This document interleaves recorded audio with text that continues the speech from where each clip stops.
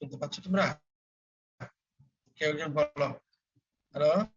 জি sir, একটু কেটে আচ্ছা কেটে ঠিক আছে, আসতেছে। আমি লাস্ট বলছিলাম যে হ্যাঁ মানে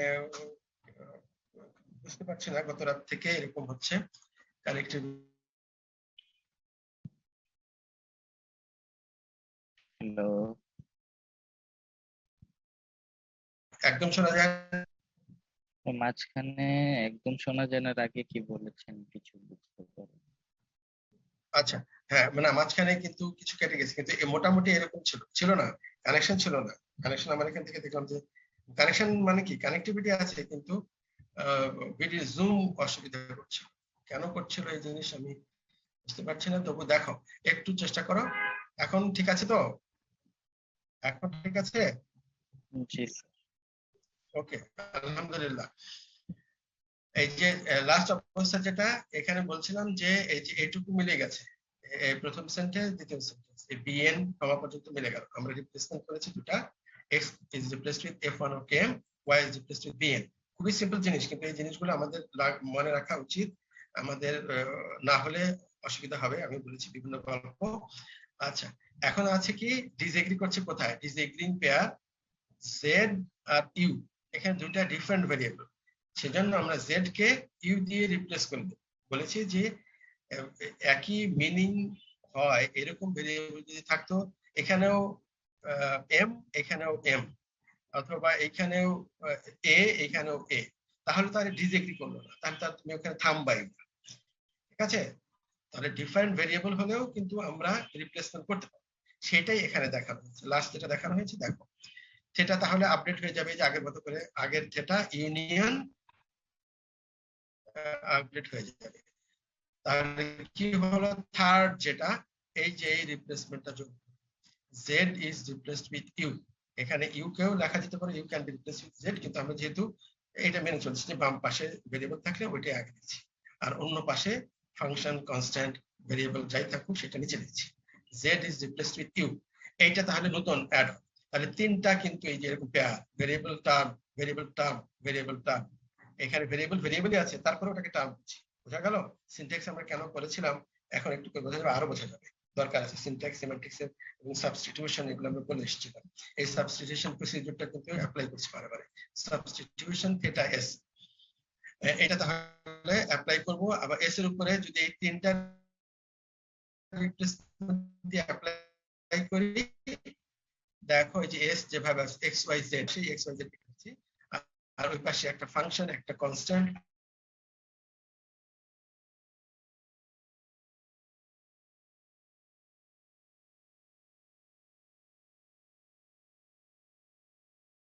হয়ে গেল। এখন দেখো, এখন সেটের মধ্যে এস, এই যে সাবস্টিটিউশন করার পরে যে রেজাল্টেন্ট যে set, substitution theta S, substitution theta S, currently theta হচ্ছে এইটা, এটাই এখন আসলে শেষ টার্মিনেট করলো, যেহেতু এটা আমাদের রেজাল্ট এম জি ইউ, তিনটা পেয়ার আছে, তিনটা যে replacement pair, variable term variable term variable term.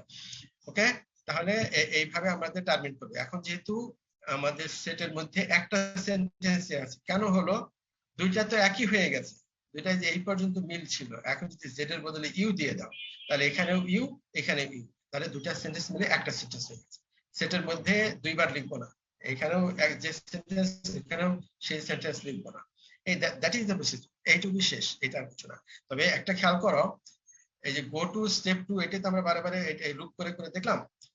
এখন আদারওয়াইজ কি হইতো, যদি আমাদের এই কন্ডিশন ফুলফিল না, এইখানে বিএন একটা কনস্ট্যান্ট আর ওয়াই না থেকে এখানে যদি ধরো যে কনস্ট্যান্ট এবিসি এরকম থাকতো, কনস্ট্যান্ট এইউএসটি, যাই হোক, দুইটা different constant, second place predicate ঠিক আছে, দুইটা ডিফারেন্ট কনস্ট্যান্ট, তো তাহলে কিন্তু আর ম্যাচটা হতো না, তাহলে আমরা সরাসরি এখান থেকে টার্মিনেট করতাম, তখন বলতাম যে ইউ ইজ নট ইউনিফাইড। বুঝা গেল? তাহলে কিভাবে টার্মিনেট করবে, একটা পজিটিভলি মানে ইউনিফাই করে একটা বানিয়ে ফেললো, দুটার থেকে একটা তৈরি করে ফেললো রিপ্লেসমেন্ট দিয়ে, আর একটা হলো যে ইউনিফাই করা গেল নেগেশন, উত্তরটা করা যাবে না। ঠিক আছে, এই আমাদের অ্যালগরিদম। এটুকুতে কিছু বলার আছে? আর কিছু বলার আছে? বলো। নাই? না স্যার, ঠিক আছে। আলহামদুলিল্লাহ, সিম্পল জিনিস, কিন্তু আমাদের এই ছোট্ট ছোট্ট জিনিসগুলোই আমরা চেষ্টা করছি যে একটু করে জানা থাক, কেউ আমাদেরকে ওই পুরোপুরি বিচার না করে না বলুক যে মূর্খ, এটা পড়ছে, এটা পড়ে না, এটা এটা জানে না, এটা ইনফরমেশন কি করে আসে নাই, কোনো জায়গায় একটু সিরিয়াসলি কাজও লাগতে পারে। আচ্ছা, রেজলিউশন সম্পর্কে একটু বলে আমরা শেষ করে দিচ্ছি। কমিউনিকেশন নিয়ে ঝামেলা হচ্ছে, সকালে ক্লাসেও অনেকক্ষণ আমি কথা বলছি, ওরা নাকি শুনেই নেই, আমার টেলিফোনটা দূরে ছিল, আমিও ওদের ফোন শুনি নাই। আচ্ছা, পরে আবার পুরোটাই একটু তাড়াতাড়ি করে ফেলেছি, দেখা যাক তোমাদেরটা অত খারাপ হয় না, কিন্তু এখন পর্যন্ত দেখা যাক আমরা শেষ করে দিই। Resolution rule of first order logic. Resolution rule তোমরা আগে দেখেছো, কোথায় দেখেছো? ডিসক্রিট ম্যাথে দেখেছো, প্রপোজিশনাল লজিকে ওরকম জিনিস দেখেছো, এবার মনে পড়বে। ইনফারেন্স রুলস ওখানে পড়ানোর কথা অবশ্যই করিয়েছেন, তোমরা অন্য জায়গায় দেখতে পারো। কি আগে এখানে এক্সাম্পল দেখবো, তারপরে আইডিয়াটা করবো, তাহলে বোঝা যাবে। দুইটা সেন্টেন্স আছে, 1 নম্বর সেন্টেন্স, 2 নম্বর সেন্টেন্স। সেন্টেন্স মানে আসলে ক্লজ আছে, ক্লজ মানে ডিসজাংশন, ডিসজাংশন পজিটিভ লিটারালও থাকতে পারে, নেগেটিভ লিটারালও থাকতে পারে। এই যে এখানে নেগেটিভ লিটারাল, একটা প্রেডিকেট P4 তার দুইটা আর্গুমেন্ট, প্রেডিকেট P1 একটা আর্গুমেন্ট, সেটা একটা ভেরিয়েবল, ঠিক আছে। অ্যাটমিক সেন্টেন্স বলা যায়, বলো প্রেডিকেট দিয়ে লেখে অ্যাটমিক সেন্টেন্স। তো ক্লজ, পুরো সেন্টেন্সটা হচ্ছে একটা ক্লজ, ডিসজাংশন অফ লিটারালস, নিচেরটাও তাই, disjunction of literals both positive and negative. তো এরকম দুইটা ক্লজ একটা সেন্টেন্স এরকম, সেটা হচ্ছে এরকম। এই যে দেখো, খুব সহজেই আমি বোঝাতে পারবো। দেখো এইখানে যে অর দিয়ে যে লিটারাল গুলো আছে, এই P5 টা খেয়াল করো, P5 containing km and x, km একটা কনস্ট্যান্ট, x একটা ভেরিয়েবল, আর এইখানে তার অপোজিট সাইন যুক্ত আছে একই প্রেডিকেট, এখানে P5, এখানে নট P5। আচ্ছা, তাহলে এই দুইটা সেন্টেন্স রিজলভ করার চেষ্টা করা যাবে কিভাবে? এই যে দেখো, আমরা যদি চেষ্টা করা যাবে, চেষ্টা করে আমরা যদি ইউনিফিকেশন অ্যালগরিদমটা চালিয়ে দেখি যে ইউনিফাই করা যায়। এই যে একটা একটার অপোজিট, আমরা সাইনটা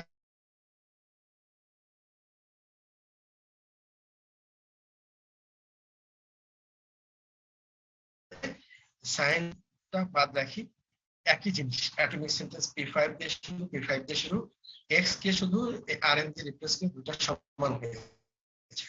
কিন্তু যেহেতু অপোজিট সাইনের, এইটা কাটা যাবে, রিপ্লেসড উইথ, না হ্যাঁ, x is replaced with rm, x is replaced with rm, x is replaced with constant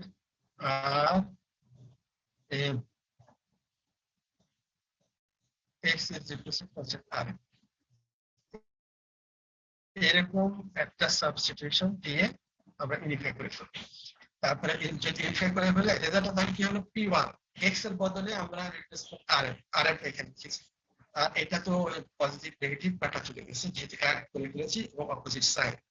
আচ্ছা, অর P3y এটা থাকলো, or smz, not P4 smz চলে আসলো, আর এটা তো কাটা চলে গেছে, লাস্টের যে এটা সেটা আসছে, অর P6h, লাস্টের একটা মিসেন্টেন্স যেটা ছিল ওটা চলে আসছে, প্রেডিকেট P6h। তাহলে এটা একটা কিন্তু নতুন সেন্টেন্স তৈরি, এটা মিলিয়ে রিজলভ করে একটা নতুন, এটা দেখবা কত সুন্দর করে কাজে লাগানো যায়। এই উদাহরণটা যদি বুঝে ফেলো, না বোঝার কোনো কারণ নাই, তোমরা প্রপোজিশন দিয়ে দেখেছো, অপোজিট সাইনের এরকম প্রপোজিশন থাকলে সেটা বাদ দিয়ে অবশিষ্ট গুলা অর দিয়ে জুড়ে দিয়ে নতুন সেন্টেন্স তৈরি করা যায়। এটা আমাদের ছিল রেজলিউশন রুল ছিল। এখানে রুলটার জেনারেল ডেসক্রিপশনটা আছে, এই 1-2 মিনিটে আমি এটা বলে ফেলতে পারবো, একটু ধৈর্য ধরো, এখনই ছিল।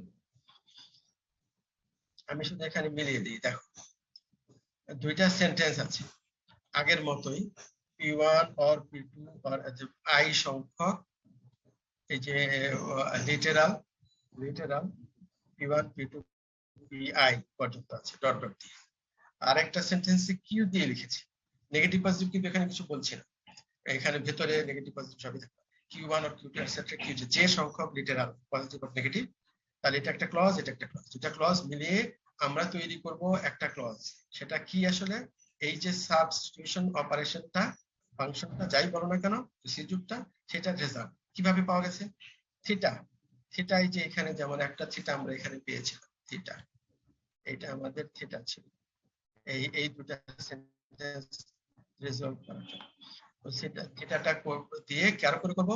দেখো এই পুরো সবগুলাই আছে, একটা জিনিস শুধু নাই, একটা জিনিস এখানে নাই, pk - 1, এই প্রথম সেন্টেন্সের একটা নাই, k - 1 আছে, k + 1 আছে, pk টা নাই। এই pk টা আমরা এইখানে ব্যবহার করছি কিভাবে দেখো। আচ্ছা, আর চলে গেল, তারপরে পিআই পর্যন্ত যাবে, শেষ পর্যন্ত প্রথম সেন্টেন্সে শেষ পর্যন্ত গেল, তারপর দ্বিতীয় সেন্টেন্সে জুড়ে দিলাম, তাই করেছি। পরে উদাহরণ আছে Q1 Q2 এগুলো সব লিখেছি, এখানে সবই আছে, একটা নাই, কোনটা নাই? QL - 1 QL + 1, তার মানে নাই কোনটা? QL টা নাই। আচ্ছা, এখানে নট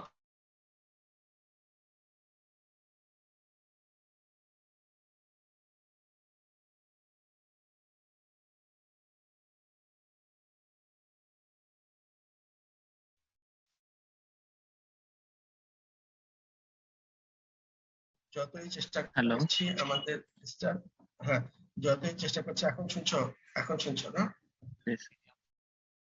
এখন শুনছো? আচ্ছা, কিছুক্ষণ শোনো নাই, কিছুক্ষণ শোনো নাই, কতক্ষণ?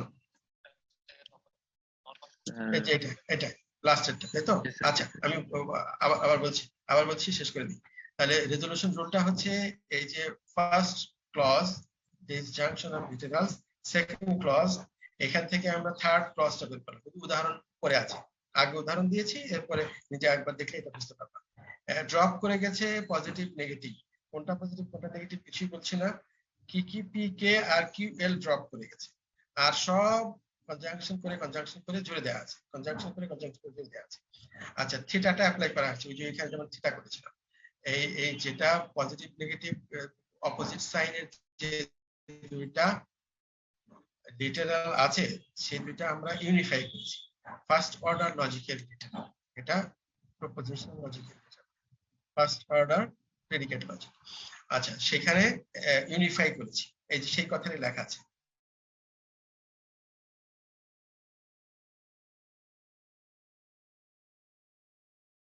Q1 Q2 এগুলো সব বলা হলো।